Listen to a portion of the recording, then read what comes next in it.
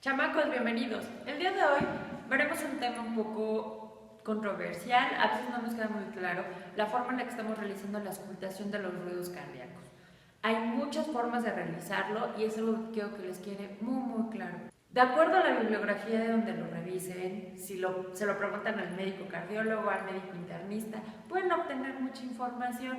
Lo único que vamos a hacer aquí es compilar esa información para verla en un solo panorama e identificar las características y la forma en la que se emiten estos ruidos.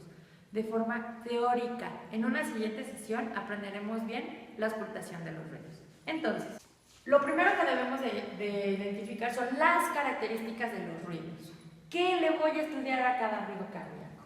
Pues le voy a estudiar la frecuencia, la intensidad, el ritmo, el tono, el timbre, el momento o bien la fase en la que se produce y a qué ruidos cardíacos se lo voy a identificar estas características. Bueno, a un primer ruido cardíaco, no te das bolas con las letras, la S solamente es de sound, pero esto le podemos poner R1, que sería el primer ruido cardíaco, y del segundo ruido cardíaco, que es lo que escuchamos de forma normal.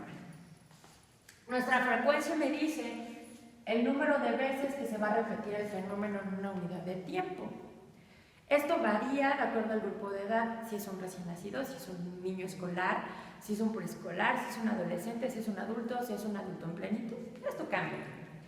Pero puede estar aumentado o disminuido, que sería la alteración que buscamos. La intensidad, la fuerza. ¿Qué tan fuerte estoy percibiendo el ruido? Puedo definirlo a través de cruces. Una cruz sería muy poco, medianamente o muy intenso. El ritmo. El ritmo me identifica la cadencia. Deberías de buscar un poco sobre música para que podamos entender ritmo y tono, por ejemplo. El ritmo se clasifica de una forma muy sencilla. O es rítmico o es arrítmico. Solo que para los ruidos cardíacos recuerda una cosa. La arritmia puede presentarse en el mismo fenómeno, en el mismo tiempo. Y aunque no sea de un ritmo normal, esto puede traducirme en una arritmia rítmica.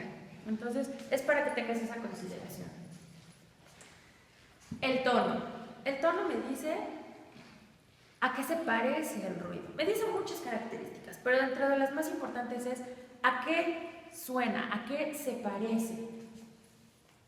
Y aquí vamos a aprovechar algo que yo sé que lo has leído alguna vez, y es el tum y el ta. Es la forma en la que intentaron los grandes clínicos de la época decirnos cómo suena este primero y este segundo ruido cardíaco. Pero funciona, esto verás que nos va a dar un poquito de sentido ahorita que lo expliquemos. De estos dos ruidos, el timbre, pues podré identificarlo si es grave o es agudo.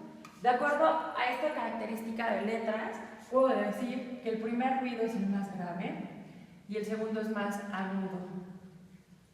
Pues la M resuena en forma grave y la A resuena en forma aguda, y eso da el timbre del sonido. El momento de la fase, aquí nos faltaba uno más, que es la duración. Y en cuanto a la duración, estas dos palabras otra vez nos vuelven a dar información. La que tiene 3 letras es la que identificaron que duraba más. Entonces esa tiene más duración que este.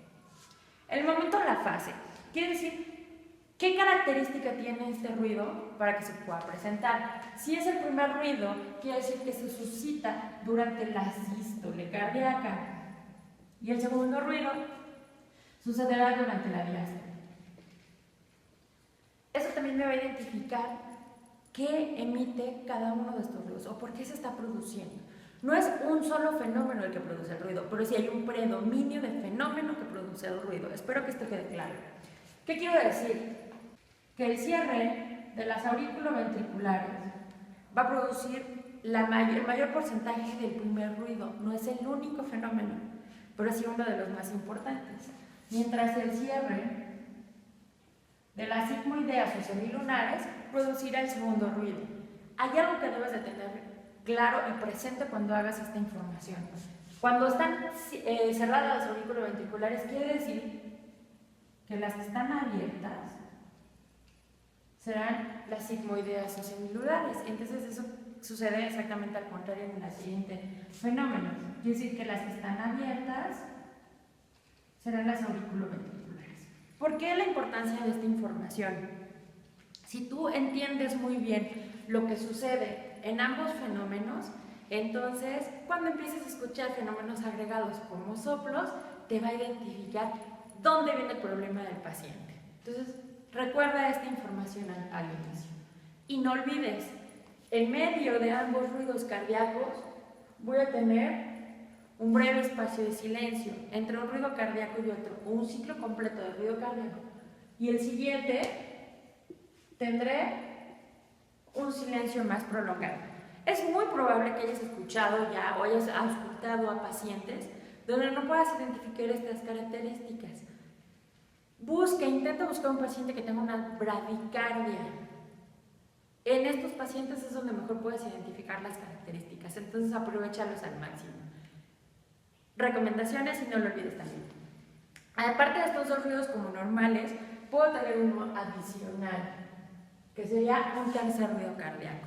Este tercer ruido cardíaco se parece mucho al segundo, solamente que es mucho más corto y se sucede por un retumbo que hace la sangre por un retraso del cierre de una de las sigmoideas, sobre todo de la pulmonar. Entonces, esto también me va a identificar el sitio en donde puedo escuchar con mejor claridad cualquiera de estos fenómenos. En una sesión siguiente, donde hagamos realmente la práctica de los ruidos, te voy a explicar en qué sitio debemos escuchar cada uno de estos ruidos con mayor intensidad y cómo realizamos la técnica correcta de escultación. Así es que, chamacos, vamos.